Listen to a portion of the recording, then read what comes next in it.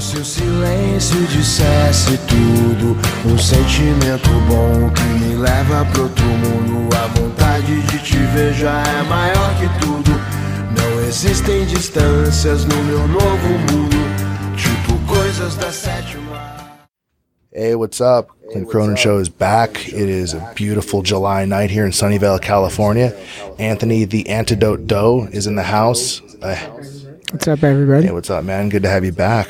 How's training going? Training's going good. Fight's next Saturday, so today was kind of the last full-on training day, and now we're just slowing things down, keeping the weight down, maintaining everything, and just making it to the fight now. You are competing for the URCC promotion coming up on August the 4th for the flyweight 115-pound title against a guy with a very interesting name, undefeated 4-0 Fritz Biagtan. Yeah, it'll be the strawweight title. So Fritz is from Manila, Philippines. He's 4-0. Are you familiar with his fights? Have you been studying tape? Yeah, definitely. We were supposed to fight, a number of times. Oh, this is the SoCal fight from last 2 years ago, a year or two. No, actually, I was supposed to fight originally for URCC. Was it last January? Yes. But against a teammate of his at flyweight. So I don't know if they're still teammates or not, but that was another guy. And then we're originally scheduled to fight in Hawaii earlier this year, February, and then that thing got scrapped like the week before. I think it was like some visa issues or something. So that sucked. Well, he's here, right? So we're about a week away from the fight, and it's going to be awesome. And this one's in the San Francisco Bay Area. Or is this one in San Francisco as well? This will be at the Crane Pavilion in Richmond. So where they held the Conquer fights before. That's previously. Actually a very cool venue. Lots of space, right there on the water, right? Yeah, it's actually really beautiful. I'm excited to fight there. I cornered a couple teammates there, been there for their fights. And I enjoyed it, man. It looks nice out there. I went to, I think, a few events there. The most recent one was a Fight to Win pro grappling event. That's right. That thing was popping. I mean, the number of people just from that area that came out and supported, jiu-jitsu, martial arts is pretty crazy. No doubt, the people in attendance is pretty crazy. You have who was it, Gilbert Melendez? I think Nate Diaz was just hanging out there last time. This is the fight to win? Just at a jiu-jitsu event. Dude, I want to do one. They look like fun. I've done commentary for one. I've coached a couple of them. I've done the podcast thing at them. It's and I was actually on the card for one of the first, I think for the first San Jose event. Was that the fairgrounds, I think it was right? supposed to be at the fairgrounds, yeah. I remember that, dude. So it's just you get right there and you're like, all right, everything's good to go, and then something pops or breaks, and usually, they're broken neck. Gotcha, no problem. We'll do the next one. So, Dave Mitchell, Buzzsaw from Sunnyvale, aka One World, he's been doing pretty well over there. Man. It's really great athletes that compete in those events, and it's cool. They the guys that run it is Team No Sleep. So it's Seth Daniels and Missy, and I think. The photographer guy, he's the jiu-jitsu photographer. Everybody knows who it is, but Seth Daniels is I remember the name. I followed him on Instagram funny. Too, so I'm seeing all their posts and everything. He has these. He actually competes in his own events. It's just cool. Yeah. Oh, really? They don't. I gotta hit him up, man. I want to get on one of those when I don't have a fight or something. I know they're trying to book Dave for. This is funny. I talked to him on Facebook Messenger last night, and he's, I think, coming back from Fiji, I guess his honeymoon, and the day he lands here, they want him to fight, in Fight to Win. He's like, well, I'll land with about 2 hours before my weigh-in, and then, he's going to compete the next day, and that's savage, man. An international flight across the Pacific, and he's like, yeah, I'm just going to go fight immediately like that. Yeah, that's not easy. Wow, that's some old school pride stuff. For real, those flights suck. Yeah, it's time travel, man. By the time you get there, you cross that international date line, and you know, I always hear people talking about jet lag, and you're like, you just flew from like Chicago or New York, man. You don't get jet lag till you're like, you got to go to Asia for that. That's real jet lag.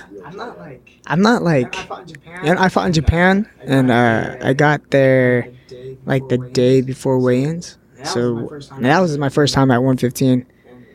And I don't remember. I don't really travel a lot, so I'm not sure if I did have jet lag, but you know, I didn't feel that good. That's for sure. It feels like a dream for the first day or so, just walking around and being there. It's just not like, oh, it's so different because we're in a different country, but I feel like the times I have had those really crazy flights, and I try to stay awake till nighttime so I can like sleep on there and like what nighttime is now, just to adjust their time. And I walk around, like it feels like a dream. Like you're just so tired, but it's a different tired. Like you just got exposed to like hella radiation. You're in a flying can for 18 hours or something. Then you get there and you're just walking around. Is this real?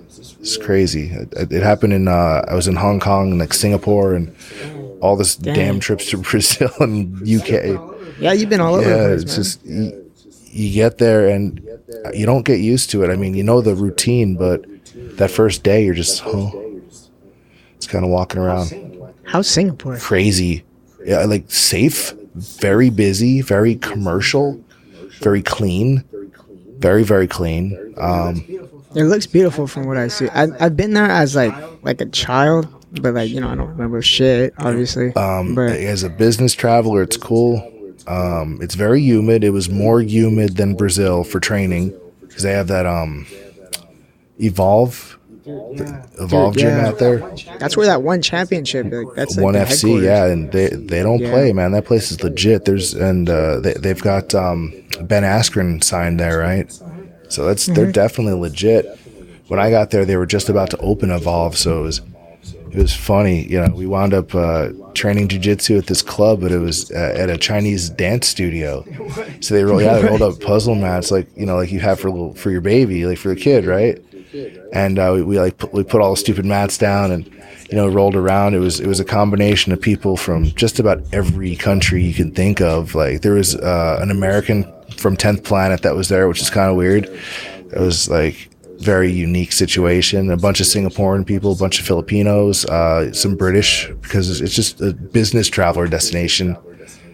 You just get it a little bit. Yeah, it was crazy. It was interesting. I still talk to some of those guys. The one guy's his name's Ben, and he's into like Levi's jeans. I see his Instagram, man. It's crazy. He has this like that white outdoorsy guy, like with the boots and the how like I guess you call it not like hipsters really, but like the dudes you see it like with craft beer, the denim jacket with the jeans and like you're paying yeah, like he's all into that stuff, and it's crazy because like it's like this straight up American outdoorsy rough culture, and he's from Singapore, and I'm like, man, that's how did that get popular over there? Because like, is that a thing now? He probably just digs his style. But he has a crew, and it's him and all his friends. Like, and they're into like the I think it's called like Red Wings or something boots or something. It's a whole thing.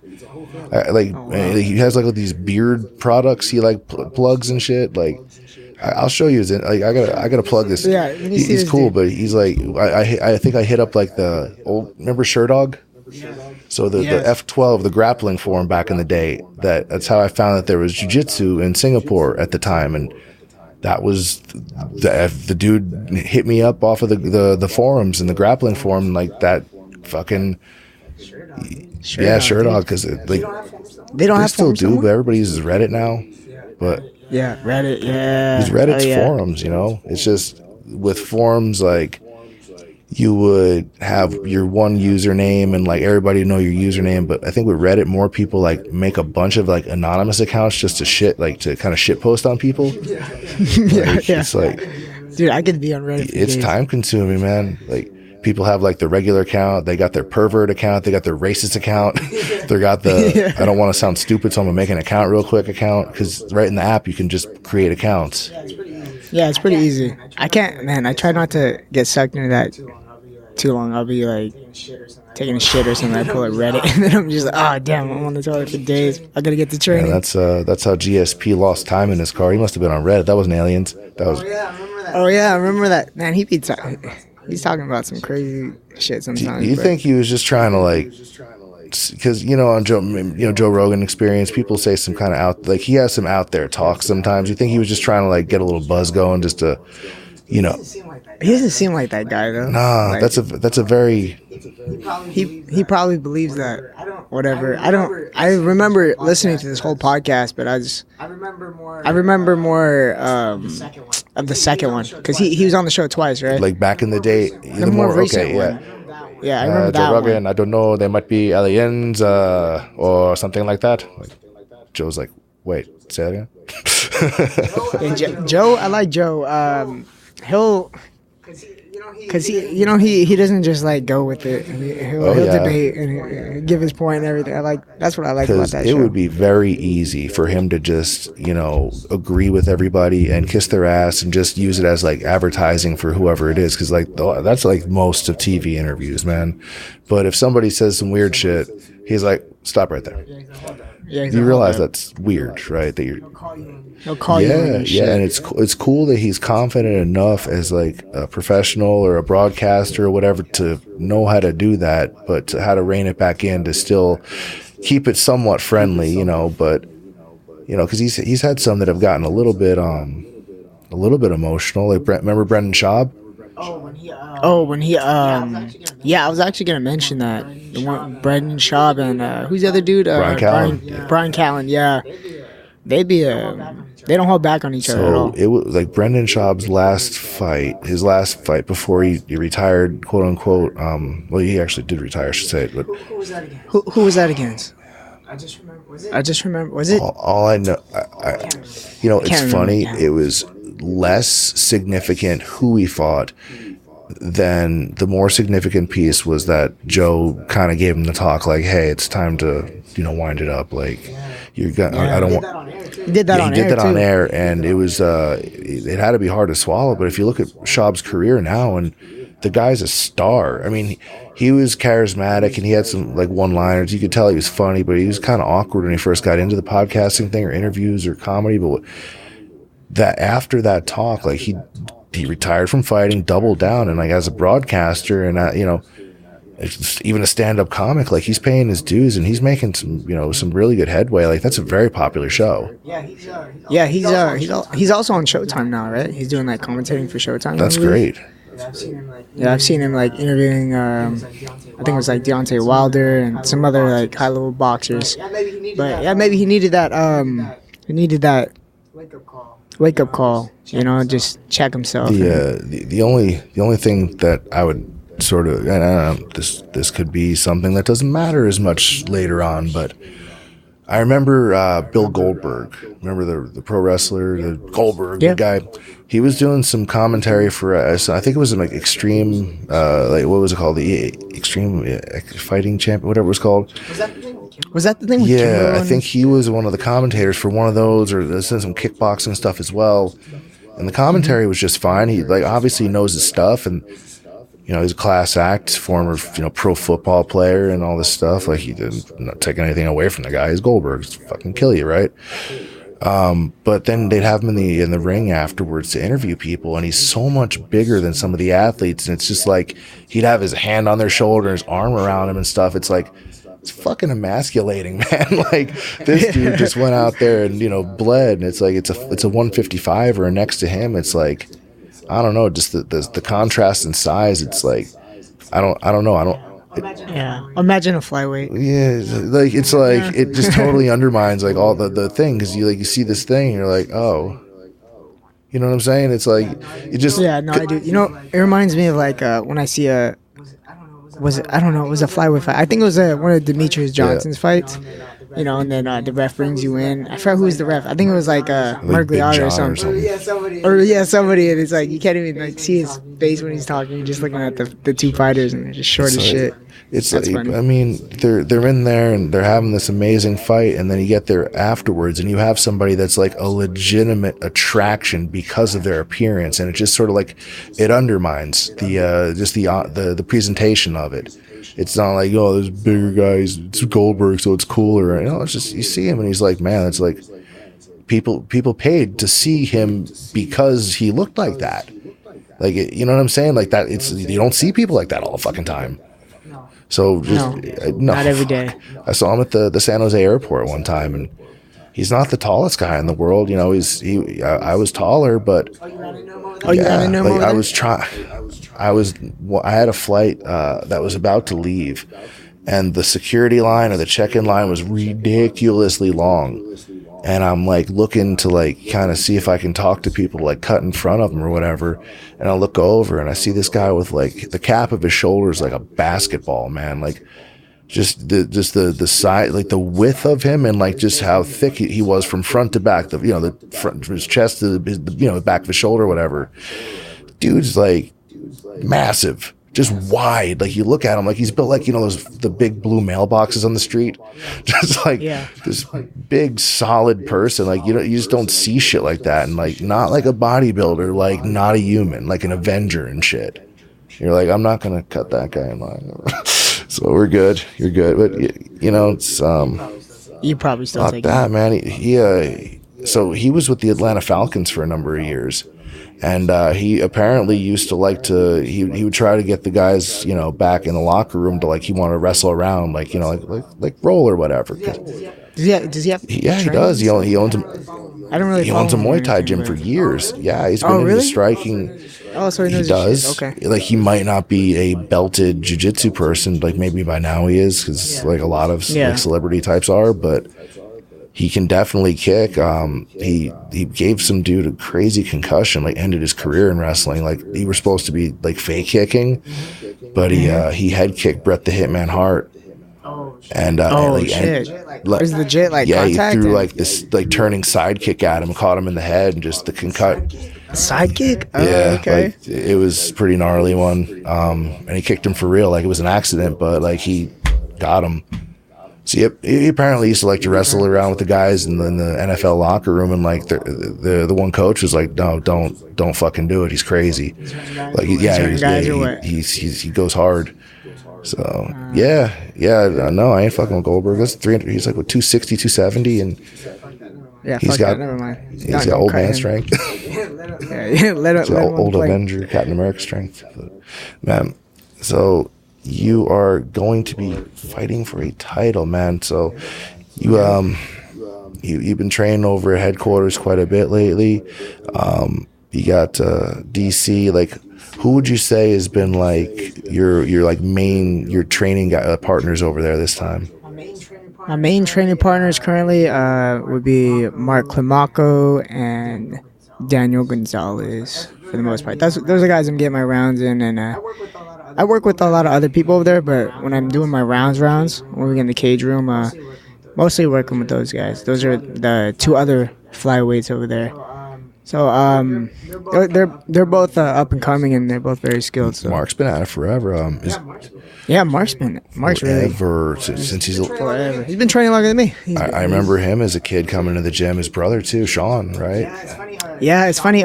Sean just came into the gym HQ this week, I think, on Monday, and I got to spar a little bit with him again. And it was like just like in the old days, man. That's cool. This is dating back. What, like he would have been around something like that was 9 years ago. That was around 9 years 2009 or 8 or something like that. That was a very long time ago. So, what is Sean at AKA as well, or?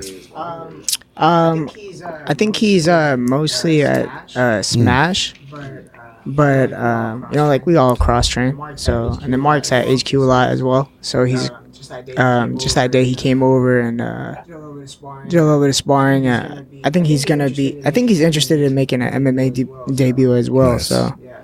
Yeah, it'll do really good. I was scrolling through Instagram feed the other day or Twitter or something like that, and the AK thing popped up quite a bit because Cain Velasquez has been training with WWE Performance Center. Yeah. So you got a whole like contingent of mixed martial arts guys over there now. So Shayna's over there. One of the other 4 horsewomen's over there now. Rhonda, right? Yeah, I see her doing her thing on there. I see like little clips on Instagram and everything. And then also we have this other dude, Jacob Casper. He's a really high level wrestler. I think he's over there as well. Crazy. Might be. I think he's pursuing a career in wrestling and professional MMA. Nice. So I got for that guy too. I want to say it's January. I was looking to see the Ronda Rousey wrestling thing where she was supposed to show up at the Royal Rumble. Everybody's like, "Yeah, you got to. She's gonna be there. She's gonna be there. All right, she's gonna be there." And she showed up. Like, I had to watch this whole thing, and it was long. It was like a 5-hour show, and I'm like, "When do you figure it's like? Is there an announcement?" But she showed up after the main event, like when it was over. And then they showed. I think it was that day or maybe the Monday night when she was like supposed to show up. It was Leandro Vieira, Kane, DC, and like one more dude like in the front row. And I just see like I didn't even notice DC or Kane. All I saw was like Leandro Vieira had this ear to ear smile, like hugest smile ever on his face, like he was just having fun. And I'm like, that can only be one person because they kept showing him like very clearly on camera, and I'm like, no, that's Leandro. And then like you see like also enjoying themselves like quite a bit because like DC and Kane have both been like pro wrestling fans forever. Where was this at? Was this at the WWE? Like it was like a Monday Night Raw, or it was like the Royal Rumble thing. Oh, okay. And like I guess they were there, you know, hanging out backstage and all this stuff. And that's cool. Yeah, it's cool to see. There's more crossover. Like I think Brock is doing both now officially. Yeah, I saw that whole thing with, you know, after DC knocked out Stipe. Came in the cage and did his whole thing. Yeah, because like it was funny because Brock had this big smile on his face walking into the cage, but then like he made it into this like awkward, serious, like angry thing, and everybody's like all like it got a lot of attention, so that's cool. But I think. Yeah, that's supposed to go down, and that's a huge fight. It is. It's a huge. He's a huge person, because they've known each other for a long time. I thought they would be like. I thought they were friends. Yeah. I remember seeing an interview with DC after, saying he's all surprised that, you know, he came at him like that. You know what's funny though, if you watch it. And Brock Lesnar comes in and he pushes DC. And you can see in the camera, if you just look at the side, you see Rosendo. Yeah, he went after DC's boxing coach. Yeah, fuck yeah, dude, bro. That was sick. He actually budged him too. Damn. That was hilarious. I was cracking up, dude. That's what's up. That guy is crazy. Just that he cuts to 265. Oh man, like he looked, man. Stipe next to DC when they fought, that was a size difference. You know what I mean? And then Brock walked in there and I was like, oh, man, shit. The commentary from Brock was funny. He's like, so-and-so, I think he said like Ngannou, Francis Ngannou. He goes, he's a piece of shit. Stipe Miocic is a piece of shit. And this heavyweight division, blah, blah, blah. It's embarrassing. Like, he just starts going off and we're like, man. But there's been like some whispering that they were looking at having like DC and Brock in a WWE match as well. Oh really? I didn't hear about this. They're trying to like, because DC obviously has like, you know, ties to like he's like tight with a lot of the wrestler guys too. Like, didn't he do something in there? He's like appeared on it, but I don't think he really did much. Made an appearance. I remember one time. Yeah, he's what is it? He's pretty good friends with like Steve Austin and stuff. Because like, were you over at headquarters when Stone Cold came up there? Dude, I missed it. Like, I remember somebody posted it just online. Like, everybody was taking pictures of him in the lobby, and I was like, damn. I was pretty unhappy with the circumstances. I was in Brazil an extra day because the airline screwed over the flight. Were you supposed to be in town when he was there? If I had any inclination that was happening ahead of time, like, I didn't know for sure I would have been there. It's Stone Cold, man. You go. I don't care. Like, if you even watched a little bit of wrestling by accident in the 90s, like, he was one of the most popular people in the world in the late 90s. Yeah, for sure. Like them stupid shirts, the Austin 316 was everywhere. Every single person that had a job in this country that hated their boss, which is fucking everybody except the bosses, and they hated their boss too. They're like, and you could relate to that dude. He was like the most popular guy in the country. Like him and like even more than The Rock at the time. Yeah, I remember as a kid. Like I was in elementary school, and we just that's what all the little kids we just collect like little like The Rock and Stone Cold, all the little toys. We go to Target, get all the toys over there. Awesome, you know.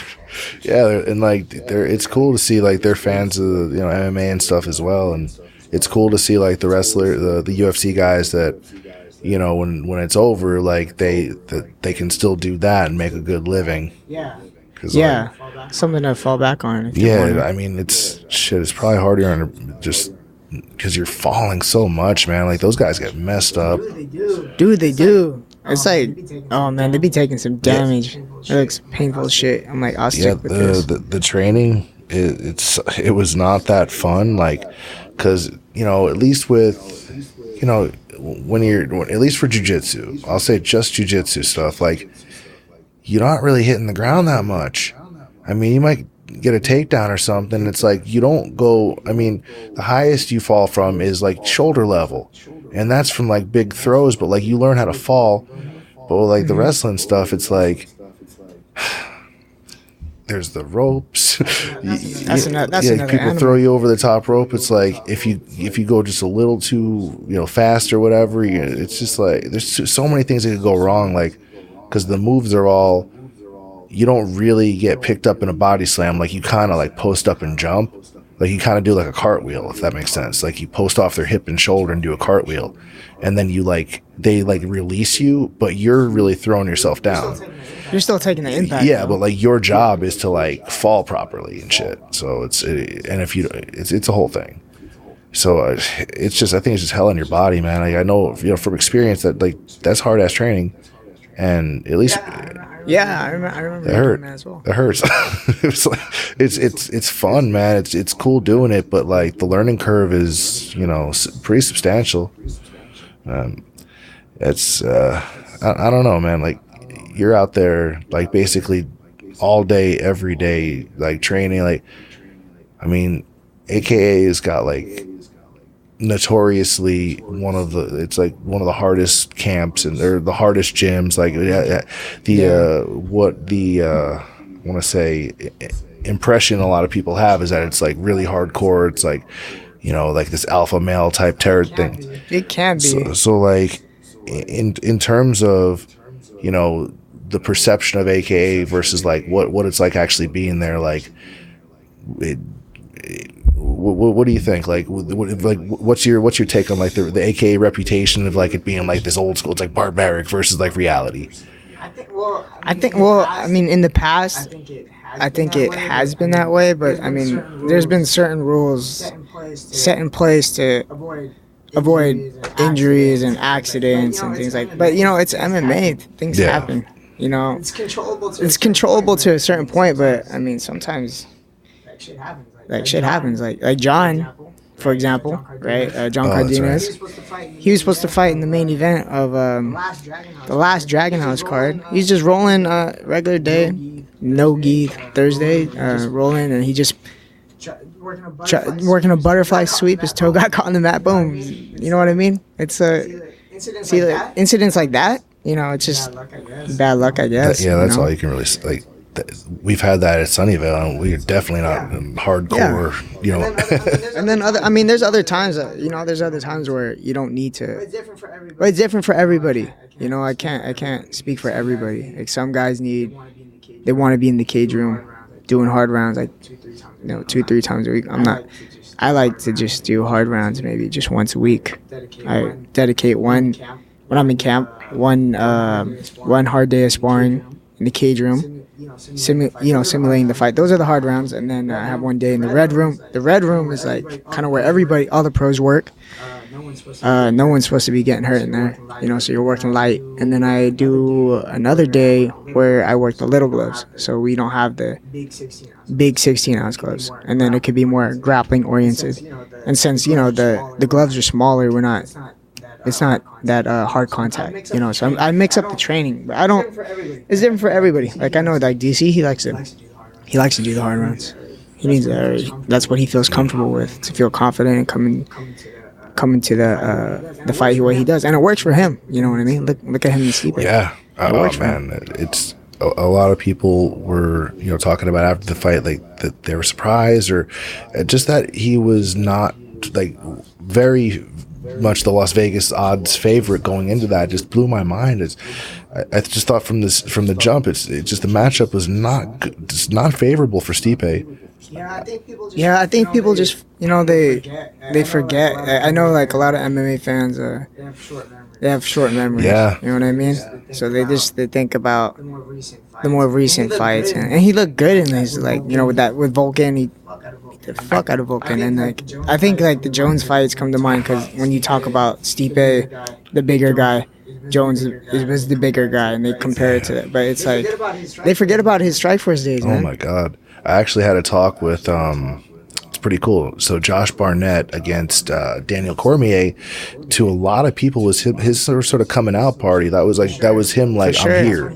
That's when he blew up. He won the final Strikeforce heavyweight title, their Grand Prix title, because they weren't really doing anything active with the heavyweight belt before that. But it was funny. I actually the last episode I did was with Eric Paulson, which was Josh Barnett's coach. Yeah, and the guy's gnarly. Love Eric. He basically was telling me a story on here about Josh Barnett did some kind of media interview where he's like, I guess they got some heated trash talk going back and forth between him and DC, and he's like, I'm going to suplex you, I'm going to 5-point you, I'm going to he's going to, basically, 5 points, basically, I guess a belly to back suplex where the guy's head, shoulders, and feet are on the ground. Like he's, fold him up like an accordion kind of deal. And, DC's like, yeah, good luck getting my back kind of thing. Like, and he was still pretty, he wasn't really talking shit back, but he was like, yeah, good luck kind of thing. Like, he just sort of blowing it off. And apparently the talk after that interview, like privately to Eric, he's like, yeah, I'm actually kind of nervous about this fight. He's like, I don't know how I'm gonna do this, because DC, it's like fucking. If you watched him coming up, it was very. If you knew he was coming and you knew who he was and like his credentials and just, you're like, man, this guy. But if you weren't like a really big fan or just weren't following some of the up and comers, like he was so under the radar. Yeah, I mean, he wasn't even supposed to be in that tournament. He was an alternate for the overnight. He was. Yeah, he came in, knocked out Bigfoot. That was man, I lost my shit when I was. Yeah, it was crazy because the size difference. Just seeing like his hand next to Bigfoot's face, or like, dude. It was just the size difference. That alone was just, it was crazy. And that he's like, when he's punching him, he's reaching like, it was almost watching like a, Mini Mac on the old Mike Tyson Punch Out game. That jumping uppercut and shit. Like, he was like almost like, when he's trying to close that. What was it? He caught him with like an uppercut, right? Like a left hook, uppercut, something like that. I just recall seeing him all stretched out trying to like connect, and he got him. So yeah, just that fight. And he basically said, apparently Barnett, and I'm quoting a quote of a quote, but what Eric had said is, he wasn't sure about it, so on and so forth. But like, that was, if you watch the fight when DC actually, he flipped him, like he said that was basically in response to the trash talk. Like he did it like kind of to make it a point, whatever. But I'm like, damn, that's, you kind of realize the level at that part, because Josh Barnett is not somebody that gets tossed like that. No, I always thought like he was one of the scariest heavyweights, and like, even though so first of all, he was like the youngest heavyweight champion ever in UFC. He won like super young. That's right, yeah. But I was like, I think that no matter what, I think Barnett is a credible threat to like that heavyweight title, like anytime. He's just one of those guys where it's like, he might not match up well with some of the younger guys on paper because he was record for record or whatever, and the age thing, but he's a little bit older now, but I think he's always. Is he fighting soon? He hasn't fought in a little bit. He departed from the UFC. I lied. He's in the heavyweight Grand Prix tournament right now in Bellator, isn't he? Is he? I think so. Is he? Yeah. Oh, like, are you sure? Pretty sure. There's quite a few fighters in there that are from yesterday. I saw a couple matchups. I saw they announced. Isn't Frank Mir and like Fedor in there? Frank and Fedor. No, it's Chael and Fedor now. Because I think, Fedor knocked out Mir already. Now it's Chael, Sonnen, and Fedor, which is like kind of trippy to look at. The funny part is like we're at a place where it is possible that Chael Sonnen could record a win over Fedor Emelianenko, the last Emperor. Like, it was so weird seeing him lose for the first time. We were at when he fought Fabricio in Strikeforce. Was that the SAP or was it HP back then? It was still the HP Pavilion or HP whatever it was called. This is the SAP Center. No, it was the Shark Tank at the time, right, or something like that. I just remember seeing that was Hendo. Did Hendo beat him there? No, it was for sure Fabricio got him there. He armbar triangle, and I just remember looking around, just like I was just shocked. And I looked back and Mike Prudencio, our jiu-jitsu instructor, he was like the happiest guy there. Everybody else was shocked. Yeah, Mike was so happy because he's just screaming jiu-jitsu, and I'm like, yeah. It was just funny, just like because everybody else was surprised. Like you didn't see all these people cheering for Fabricio because it wasn't like he wasn't that Yeah, nobody expected that result because Fedor. He just had a bunch of. Still shit, but he had a bunch of unsuccessful fights in the UFC, and then he joins, and it's like now all of a sudden he catches Fedor, and then after that he lost to Henderson. I think he had like 3 losses in a row or something. Bigfoot also got him. To Bigfoot, yeah. He kind of just. Yeah, it wasn't so good after that fight. He won a fight prior to that with. Was that one dude? I already forgot. Andre Arlovsky. Slipping. He beat Andre. He knocked this dude out, and I think it was in San Jose too. I remember that card though. It had Gegard Mousasi, and he fought King Mo. And Jason Mayhem Miller fought Jake Shields that day. That was a pretty good card. Oh, that's right. Mayhem Miller. His entrances were the best, man. Oh yeah. So it was what was his name? It was a black guy. I don't remember his name. But it didn't last long. But he's heavyweight. Let's see. Gotta look it up because now I want to. Damn it. I saw this meme though where he hits that overhand right, and someone edits it to make his fucking head fly off and hit the screen. Oh man. So let's see. Got to pull up the record. That's the cool part about it. You can on the fly pull this stuff up and then edit out the silence so it looks like I already knew it. That sounds like something that would be cool if I actually took the time to do it. But people are probably going to get the natural version. But you could, in theory, have somebody edit stuff. I'm just not going to do it. Fedor. Who the hell was it? Pride. Bodog fight. He was there. I'm curious about Josh Barnett now that we're talking about him. Let's see. He departed from the UFC? When did this happen? Recently. He hadn't fought there in a bit, and then. Damn! Look at his record: 35-8. That's shit. He beat Tim Sylvia. He beat that. Remember that Affliction show? Oh yeah. Was that the flying knee when Arlovsky tried to do that? Flying knee. He got KO. He got punched in the corner, and then he beat Brett Rogers by TKO as well. Oh, that was it. That was Brett Rogers, right? And that was actually a Strikeforce thing. But he was at the time Fedor was the reigning WAMA heavyweight champion. Because they remember when Affliction left the UFC as a sponsor and made their own MMA promotion. And they were trying to do Fedor against what's his name, Captain America.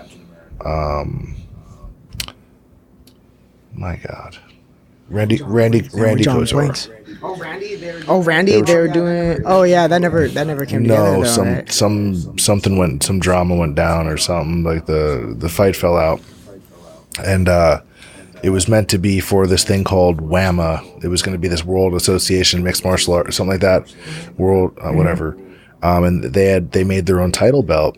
And one of the I'm always going to remember this belt because the fans, they fucking hated it because the back of it, instead of being those cool little snaps, it was Velcro. Oh, really? And yeah, they're like, it's easier to put on fighters after the match. And it's like this stupid, That's more like in boxing. They have more. They use Velcro. Do they use Velcro there too? Yeah, actually, I have one. I won one as an amateur. It had a little Velcro thing in the back. Yeah. What's what are the belts for the is it Naga with their weightlifter belts though? Oh yeah, they got like yeah, that's exactly what. Yeah, they are weightlifting belts. You could probably like do some old school powerlifting, like with the clubs or whatever. Just take the belt off the wall, snap it on, and exactly like rock it for bring it to Venice Beach to the old Gold's Gym down there. Man, you ever work out at the gym over there, the outdoor one on the beach? Actually, no. Yes, I did. I went down there after a fight. I fought in, I don't remember, San Diego or Palm Springs or El Cajon, somewhere in that area. And then we just drove down there. Hung out there. It was pretty fun, man. I like the environment out there. I like the beach has that skateboard park, like all the half pipes, the bowls and stuff. And then they have the little outdoor exercise area. There's one you can pay for where just lift weights like right on the boardwalk. Then a little bit into the beach area, they have like just you can do body weight stuff like the parallel bars and rings. Yeah. I remember I was wearing like the Brazilian style bathing suit, so it's like a Speedo, but it's a little roomier, called Sunga, but like it's equally shameless. So I jumped up and I did like a muscle up on the rings and this like basically a Speedo, and like people with me just like shaking their head like, dude, just go back in the water. It's fucking weird. Like, oh no, I saw them. I was like, I wonder if I could still do it. And I'm like, I'm up there and I'm just like, yeah, all right. It's so dope out there. They got like I seen like paintings of Ronda out there too, like on the wall. Yeah, just right on the wall out on Venice Beach. Pretty. They got some sick shops out there. The food is cool. They got all these like little pokey shops and everything. Like it's like a wind chime thing, but like it spins and it does this crazy 3D shit. I saw them out there, and that's where you got it from. Where you got it from? A couple of them. I got a couple of them. So like you like. Oh shit! Yeah, that's trippy. That's weird. And they had a whole bunch of them, and the sun was hitting them perfect. And they're like sun catchers, and I usually don't buy tourist shit. And I saw it, and I'm like, I'm definitely getting a couple of those. So I grabbed that, and then I had a funny story. There was, when like if you're using like a public restroom, like the porta potties, and like the door doesn't work, but so your homegirl's out there, homeboy, whatever, like you're supposed to watch the door, make sure nobody like fucks with the door. So yeah, security. So I'm waiting to use this. I had to piss bad, man. I had to piss really bad, and they were all occupied. And there was a girl standing over by the doors, like over by the porta potties, but she's just fucking with her phone. And then like she just walks away randomly, and I'm like, I was cool. I guess she isn't waiting anymore. I didn't put two and two together that she had a friend in there. So I was shit. I go over and I'm like just trying to see like, are any of these available? And I opened the one was locked, and I was like, the one was locked, and I go to grab the last one, and like. By the way, like if you ever used on the boardwalk right there in Venice Beach, like those are fucking disgusting ass public bathrooms. Yeah, they're fucking disgusting. They're bad. Yeah. And there was a larger woman in there changing, and I caught I opened the door, and I'm like not even really paying attention, and I look up and I see the side view, and there was just a lot. I mean, like. Question: were you wearing the Speedo? No, I was not wearing the Speedo, but neither were, like this woman was stark ass naked in there changing. And the door was not locked. I guess that's why the girl was standing over there, but she did a terrible job, like running defense. So I'm like, I'm trying to piss, and I thought I was gonna finally be able to pee. I walked all the way from down by, whatever. Like I'm finally there, and I finally get to pee, and I'm like, it was the most awkward thing, and like they kept running into me, like at different, like they can't walk by like two more times, like as big as that beach is, you think that would be a one time. It was like two more times. And I'm like, it was very awkward. No eye contact. Like I didn't want, like, it was not something I wanted to see at all. It was like, this was like not, like nobody wants to be seen in a bathroom. And it was awkward. I mean, yeah, the girl did a terrible job, So I don't know. Anyway, that happened. So that was my awkward porta potty story there. But it wasn't much fun. It wasn't much fun at all.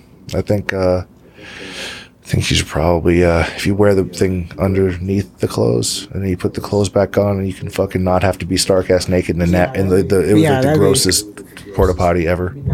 It'd be nice. not ever see that again, ever. I'm trying to go down there again.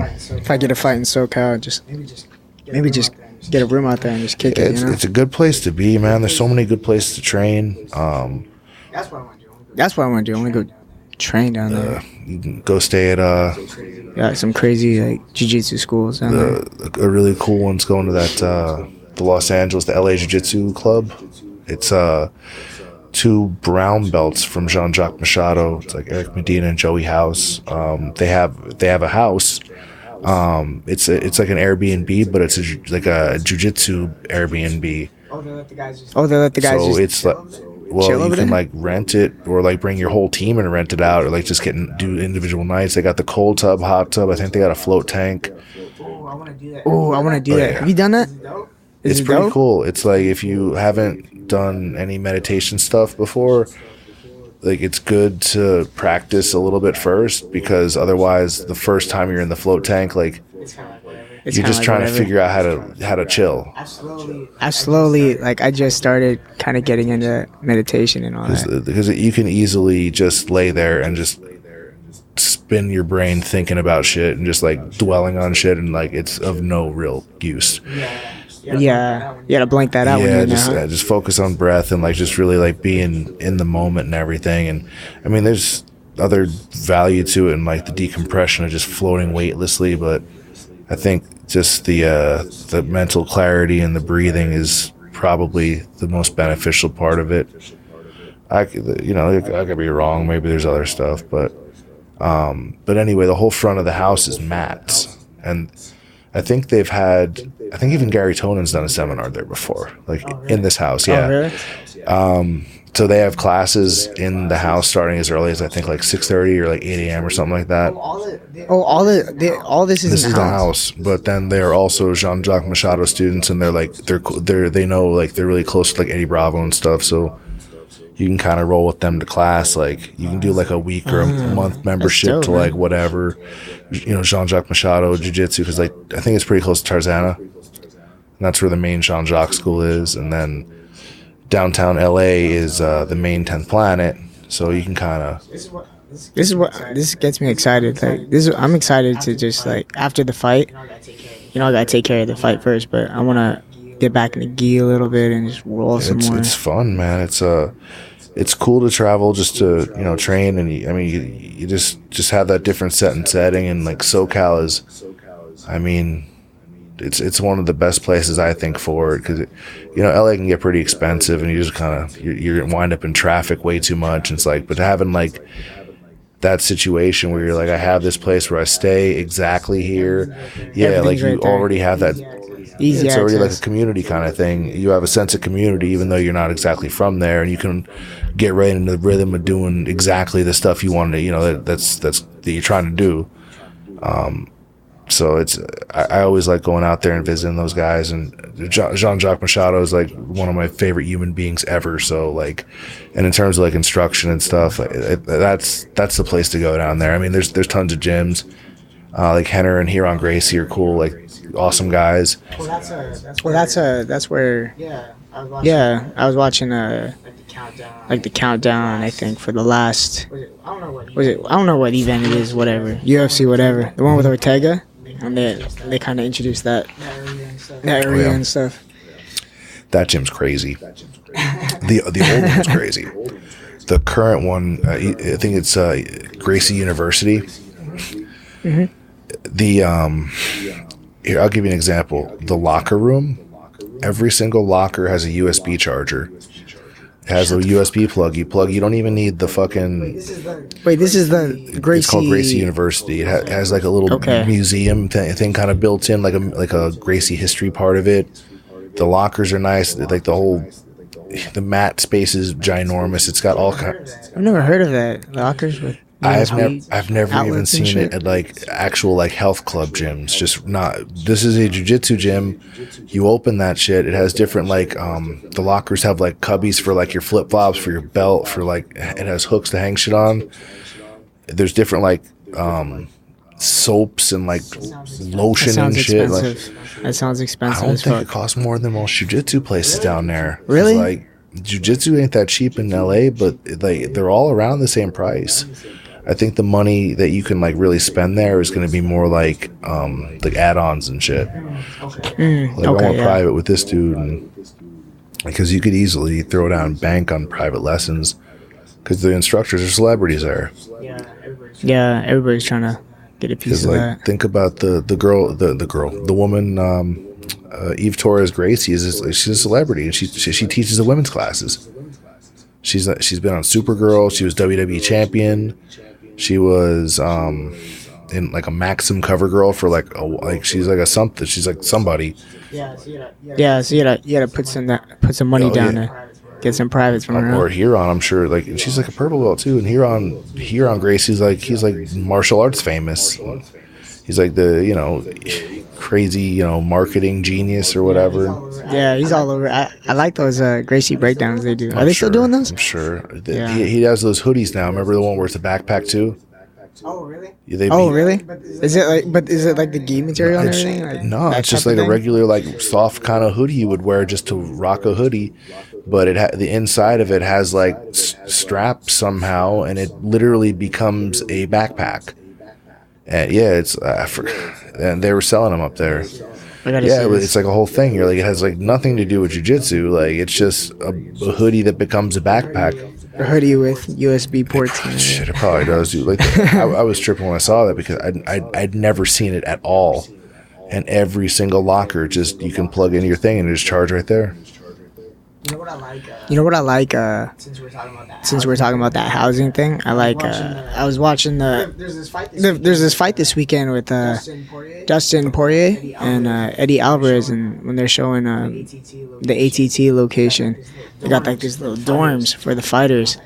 I was like, dude, that's dope. That's like so helpful as a fighter, just to have a place to stay like that. That's pretty cool, man. I'm wondering how many gyms are like that. I mean, I know the guy that used to own Syndicate MMA is a friend of Dave from Purple Belt Dave. Oh yeah, Dave Sands. Yeah, that's right. That's right. He was telling me about that. I think he like got the place from him, and it used to be like I think their fighter house or like the campus there, like it kind of the same thing like you're talking about, and kind of like Ultimate Fighter type thing, right? It's like yeah, Syndicate is a sick gym, dude. I went down there one time when I was in Vegas for the Ultimate Fighter this season, the flyweight season. They fucking canceled the tryouts when I got over there. Those I remember fuckers. that sucked. Yeah, but so I got some training in over there. Did the no-gi class with I forgot his name, but he's a high level fighter, jiu-jitsu black belt. I think he was was it World Series champ at the time? It was with Vinny Maglish. No, it was he was supposed to teach the class that day, but he had another assistant instructor who was he was the champion at I forgot what division, but at the World Series of fighting. Which is not active anymore, I think. I think it's PFL now or something. Yeah. That's where Fitch was before he just came over. Yeah. Fitch is in the tournament now, too. The Bellator welterweight tournament. I haven't heard about the roster on that. Like, dude, that one's impressive. Like, I think the opening match is like... Fuck, who was it? It was like two former champions. It could have been like a finals match, but they got like some names. Rory McDonald, of course. John Fitch. MVP, Michael Venom Page. Oh, that's right. I did hear about it. I heard about Venom being in it. He's his last the Bellator card from San Jose. Dude, I got so pissed about that. That fight was so boring. I know. I was hyping everybody up sitting next to me. I was like, yo, this about to happen. Yeah, I was like, this guy's the shit. Watch this. And the size difference, like the reach difference, was like I didn't understand what I was watching. Like seriously, I didn't understand. Was he? I didn't know if he was hurt or he was just being overly cautious. But I didn't get it. I don't know. Maybe a little bit of the overly cautious, because I know he's a really good counter striker, and the other dude was not engaging too much, so it turned into that stalemate type thing. Like you see that with Anderson Silva sometimes, like the one fight he had Anderson Silva with A couple were like that. Yeah, they were, and he got booed out of the building. Like Dana White, I was like, yeah, that was with Maya. I think Damian Maya most notably. Yeah, that was unfortunate. Damian Maya is so cool, man. We just had the seminar with him a couple weeks ago. Yeah, and that was really useful. That was really cool. It was up in Napa Jiu Jitsu or something. Yeah, I saw some pictures of you and it was out cool, there. man. I was jealous, dude. That was a good long drive to get up there, but totally. It was just really cool details. Just more stuff to make people uncomfortable. You know, just the small little details and the timing and like when stuff goes where. And it's cool because like I try to go to a lot of seminars, and I can kind of ask really specific questions, like, because they're like, do you have any questions about anything in general? I'm like, all right, check this out. I saw you. You got some I saw you do this up, thing exactly like this, but like, how does it work from like this position, for example? Like, it was cool. And like, for example, with Eric Paulson, we did this. We had a seminar with him for like 4 hours. And then, like, I went to see him, did the podcast in LA or Fullerton, like, right by Disneyland, right? And then I had, like, very specific questions. I was like, hey, you showed this thing about a month ago. Here, I got to this position, you know, this is where this tends to go sometimes. Like, how do you prevent this, or where do you go from here? Like, and it was, like, some saddle thing from, like, leg locks. And he's like, that's where I got the sort of the blade of your like the karate chop thing, like where you like go right into the windpipe to like when the guy's like coming right up there. And now I use that as like kind of a diversion thing, just to get him to back off of my arm for a little bit. Then I go right dive back for the knee bar. Or it's at least enough to where I can hip out and adjust and go for other stuff. And because otherwise I was doing it that position against Chad, like one of our like way bigger, like really strong people. Yeah, and he'd like, I'd have the saddle, I'd have that wedge in, I'd have the knee ready to go, and he's just so damn strong. He'd like lift his leg and try to like drag me under, and I'm like, Jesus Christ, like this, he's like proper strong. I'm just right in his throat. Like, not technically a strike, but enough to where he stops, right? Yeah, that's good timing though that you had that. And what the seminar was a couple weeks before you had the. Yeah, it was. Yeah, it was just under a month, I want to say. That's good because then you get that time to like practice those moves on the mat, and then you get some real questions because you've been in that situation. I was prepared. Like, then we had one of his students, Travis Nuwaza, came over to my friend Eric Osh's gym, the Peninsula Self Defense in Redwood City. Okay, he's a Jean-Jacques black belt too. So like, so Travis is there, and he was like Josh Barnett and Eric Paulson, like one of his top students for years, and the dude's good. I think he used to own Nuwaza apparel. Like those crazy looking rash guards and shit. I remember those. So I was able to ask him some like very specific questions. Like, hey, I know Eric shows this, and I got to the position. I was like, where do you like go from here? And like he goes off and starts showing some crazy different ways to. It's endless, man. It's endless. I'm gonna ask questions, man. I show up at like every seminar now. Like I see like there's other people that go to a lot of seminars. Like they start running into each other a lot. Like there's like this one little kid that goes to all of them. Like every single thing. Yeah, it's crazy. It's like a little kid, like little kid. But like he's like every single seminar with his mom. It's funny. It's like he can't be more than like 11 or 12 years old. It's like the Asian kid. He's every single one. That kid's getting savage. Yeah, he's just like he's like the shy kid, and he's just like going, he learns all this stuff. It's pretty cool. Like a couple of them, like there were kids that recognized me from the podcast and stuff, and like they want to take pictures. Dope, I'm like, they're like, okay, sure. That's weird. It's pretty cool though. Like it's neat. So it's just like it reminds me to like not say horrible stuff too much. I know I curse on here sometimes, but I also curse in real life, so it wouldn't be authentic if I didn't every once in a while say something stupid. But I think like still stay in school and don't do too many drugs and listen to your parents and stuff, as long as like they're not killing people. And then that's hard to do though. I mean, like, not to not kill people. I mean, to not like just be yourself. Like, I cuss a lot too. But the thing with the kid part is like I try really hard, like around families and kids and stuff, like not to say terrible things. Like I don't know. I see like when you get older, people look at you like they look at you different. You know, it's like a hall pass for them to act all stupid if they see older people doing it. So I don't like cursing in front of kids or like. No, I definitely try not to, especially, with my daughter. It's a different thing now, Yeah, I'd be like checking myself all the time. It's like, I don't know, like whenever I see like a family with a kid or something like on a sidewalk, like I'll give like extra space, like to where it's like obvious I'm giving them extra space and shit. Just like, I don't know, like there's something about like there's that innocence of like families and kids and stuff where it's like you hope it's preserved, like you don't want to be the thing that fucks it all up. People like when they're, you're out with your kid, like you're kind of looking around a lot. You're just like, you're in parent mode. Like, what's up with this guy? So I try to make it like exceedingly obvious. It's like, all right, bigger dude. Like, is this a threat? Like, I try to make it very obvious. Like, no, family, respect, and whatever. But it's like a weird quirk I have. Like, I don't know. I just. I kind of get what you're saying, because like I don't look at it like. I mean, when I'm out walking around or running in public, like I don't want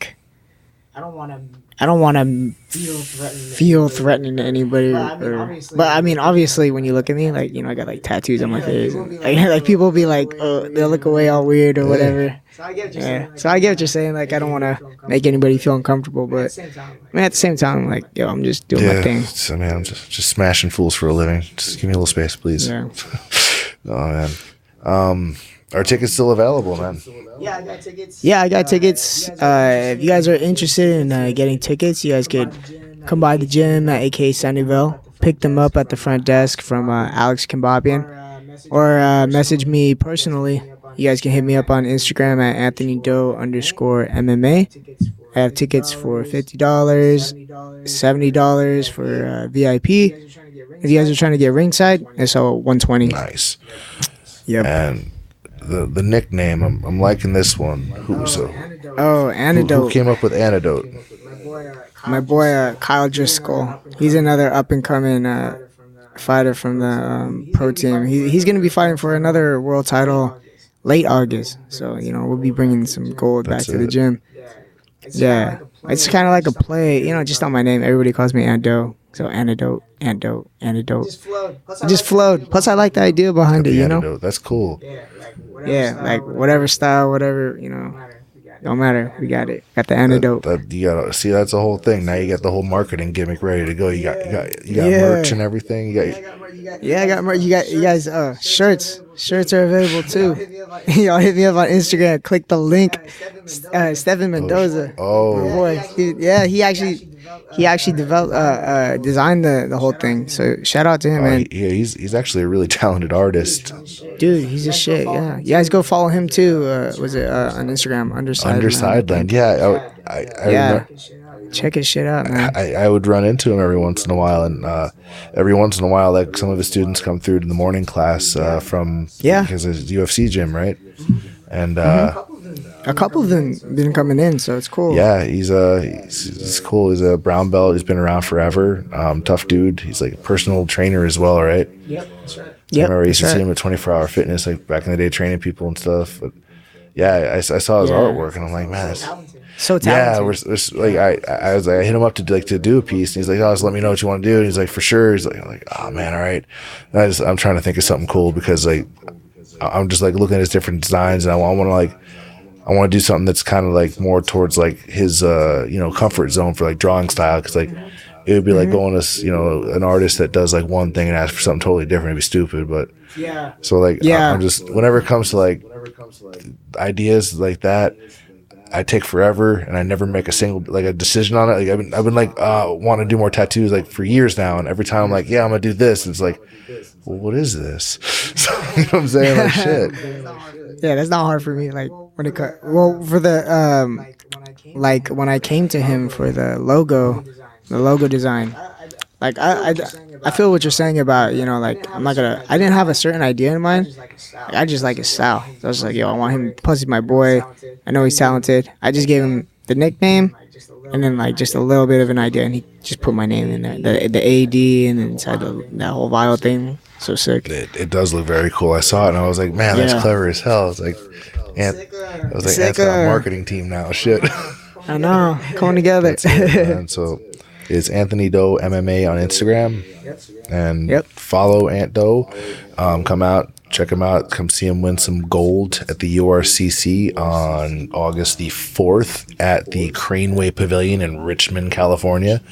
Remember that the second time I'll have to like copy and paste my voice back to the beginning when I'm like, it's where now? there's a ton of venues in this area though. And I'm kind of glad it's not a Kazar Pavilion. Oh yeah. Man, every time over there, there's no parking, and then you go back. The parking, parking could be. You tough. wind up like with your car on blocks. It's over. I hate Ashbury and shit. That's actually where me and my boy Stockton and my little brother Chris, we all rode up to the fights last weekend.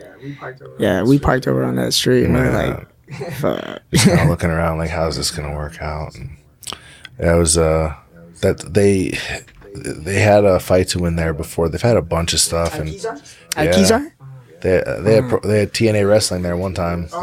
They had like Ric Flair and Rob Van Dam and stuff, and they have all kinds of stuff there. But they had the San Jose International or San Francisco International Open for IBJJF there, and they had to cut off registration a week or two early, because I guess they hit the capacity for like the fire code for the building. Oh, you know what? I think I remember that. You can't really mess with that because it's a city, and that you catch fire to a building in a city, you're fucking the city. Like you can't have like a building there, catch up with all this other old stuff, and so apparently I don't think it's cheap to rent the building either. So it's not the biggest place, and the seating kind of sketch anyway.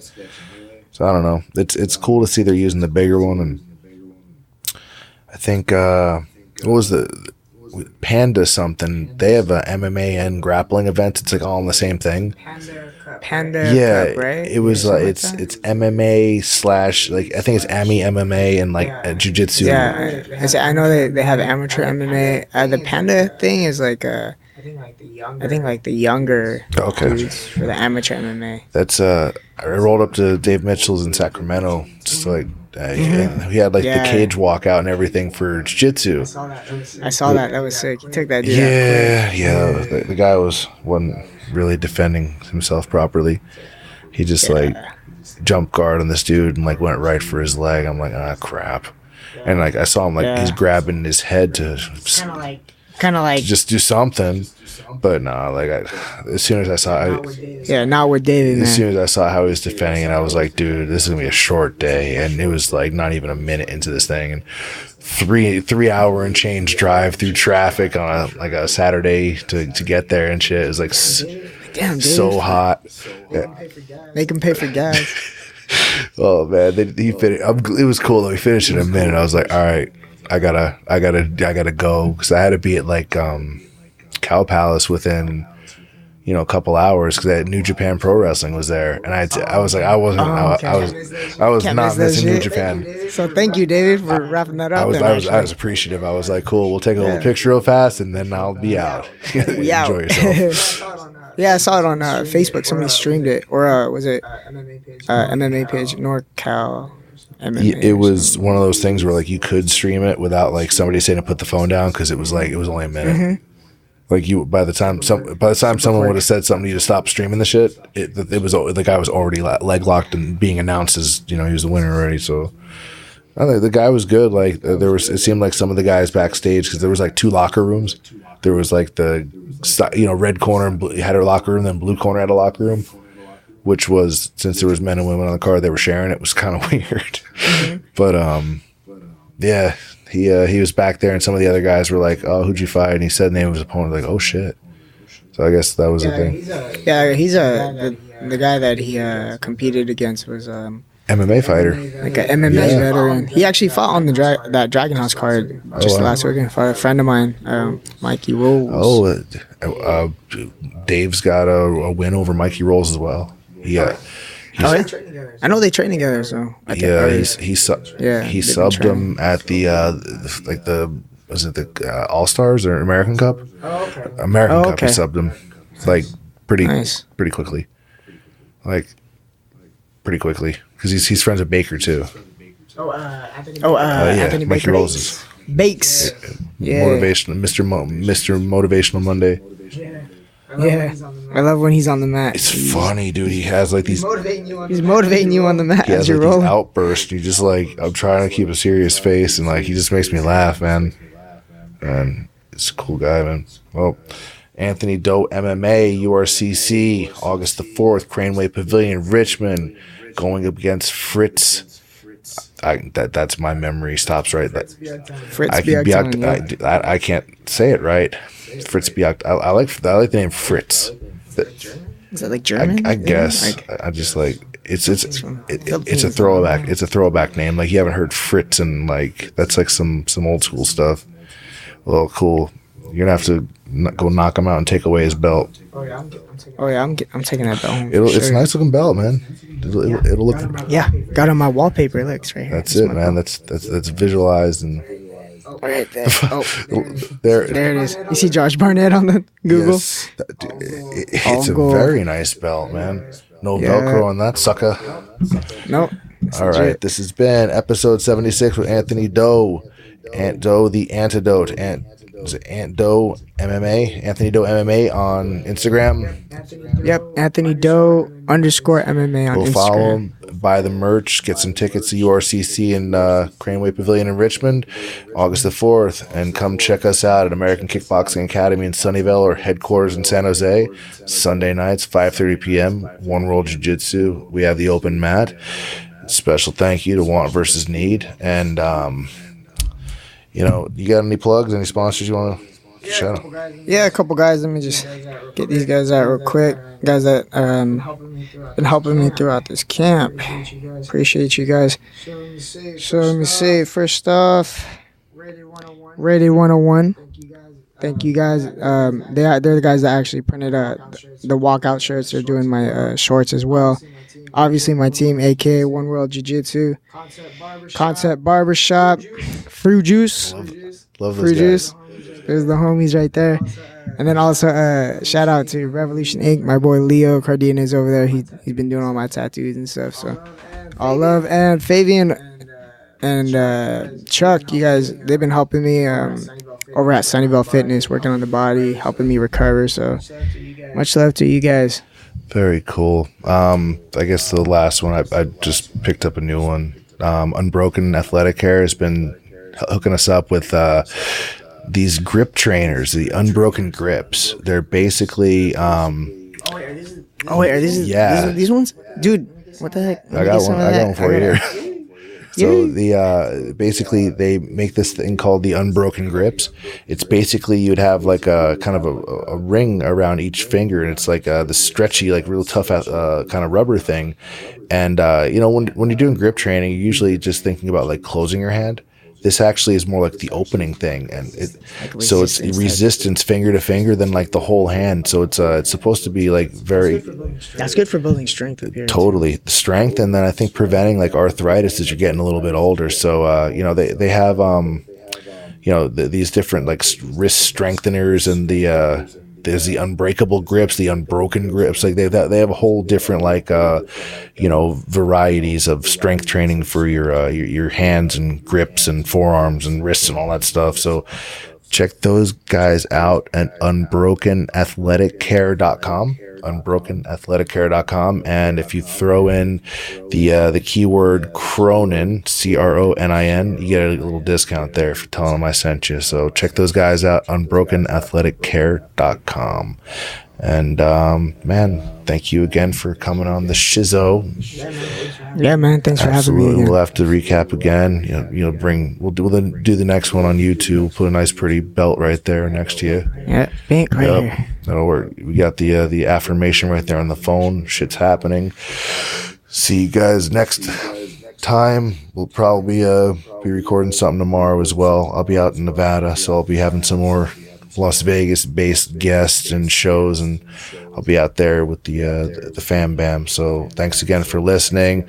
Don't forget, like, share, subscribe. Anthony Doe _MMA. Follow him on Instagram. Follow his career straight to the top. That's how we do it. AKA One World Jiu Jitsu. Want versus Need. Much love. Anthony Doe, episode 76.